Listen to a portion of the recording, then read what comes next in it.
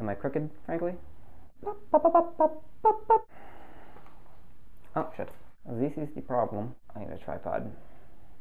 Real bad. Happy New Year! Isn't it already February? Yes.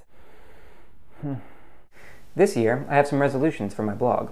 But before I get to those, I'd like to talk a little bit about resolutions. For a long time, I felt like resolutions were relatively arbitrary, as though I were marking a date and time and saying, "From this random point in time forward, I am a new man." And the truth is, any specific moment in time is in fact arbitrary. But so is all meaning. Things are only important because we say they are. So if one moment in time feels more important than the next, why not use that to help mark a passage? I've tried to make a lot of different resolutions over the years, to varying amounts of success, and it seems to me like I've figured out a few things that help me be more successful. Like one, I don't want to make too many resolutions. The motivation I have from marking a moment in time only goes so far. If I'm going to try to do 2 or 3 resolutions, I usually start the year with only one of them, and add another resolution every quarter. In that way, I'm not overwhelmed by a complete change in lifestyle. 2, I try to be really forgiving of myself. I don't want the perfect to be the enemy of the good. One of my personal goals this year, for example, is to start a sitting or meditation practice.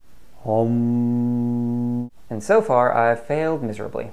I tell myself I'll do it in the morning and sleep in too late. I tell myself I'll do it in the evening and fall asleep. I tell myself I'll do it for an hour, and in 10 minutes I'm like, I get songs stuck in my head.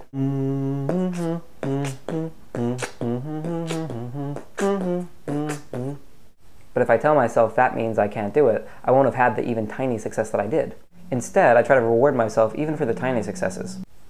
Boom, 5 minutes of quiet time. I'm giving myself a pizza. Positive reinforcement works so much better than negative reinforcement. 3, I try to give myself a structure to keep the resolution. If I say I'm going to do my sitting practice 2 times a week for 30 minutes, putting a calendar on the fridge and checking the days of the week that I do it help me to mark my success. So what are the resolutions for your blog?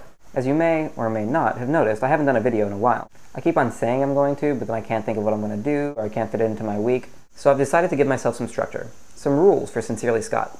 Every 2 weeks I'm going to do a video blog in this format, with jump cuts and original content that I've thought of beforehand, which leads me to my video blog project for the year. Every other week, for say, the first 6 months, I'm going to read you one of my favorite stories, Peter Pan. I'm going to make an audiobook out of my reading. I'll read you 1 chapter a week, and I'll take that audio file and I'll make it available for a donation of $1. Any money that I receive, I'll give to a charity that I let you vote on. So you'll get both an audiobook of me reading Peter Pan and the chance to give to a worthwhile cause. And now for the fun part. If I don't do both of these things, you get to punish me. If 1 week I don't put up a video blog, or the next week I don't read you Peter Pan, I'll allow you to suggest punishments within reason that I then have to perform on camera. Make me dress up like a girl, eat something disgusting, do jumping jacks. I hate jumping jacks. You name it, I'll do it. But hopefully that won't be necessary. So, tune in next week to the reading of the first chapter of Peter Pan. All children except one grow up. They soon know that they will grow up, and the way Wendy knew was this. Frankly, I'll see you next week.